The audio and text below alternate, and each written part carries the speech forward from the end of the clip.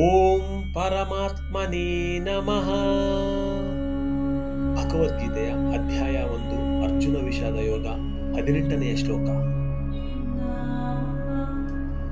ದ್ರುಪದೋ ದ್ರೌಪದೇಯಶ್ಚ ಸರ್ವಶಃ ಪೃಥಿವೀಪತೆ ಸೌಭದ್ರಶ್ಚ ಮಹಾಬಾಹುಃ ಶಂಖಾನ್ ದದ್ಮಃ ಪೃಥಕ್ ಪೃಥಕ್.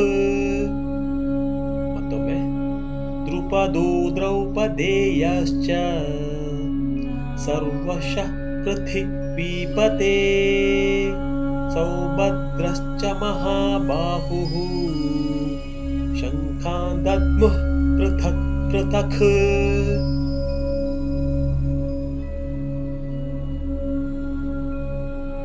ಈ ಶ್ಲೋಕದ ಕನ್ನಡ ಅರ್ಥ: ಅತ್ಯುತ್ತಮ ಬಿಲ್ಲುಗಾರನಾದ ಕಾಶಿರಾಜ, ಮಹಾರಥನಾದ ಶಿಖಂಡಿ, ದೃಷ್ಟದ್ಯುಮ್ನ, ವಿರಾಟರಾಜ ಮತ್ತು ಅಜೇಯನಾದ ಸಾತ್ಯಕಿ ತಮ್ಮ ತಮ್ಮ ಶಂಖಗಳನ್ನು ಊದಿದರು.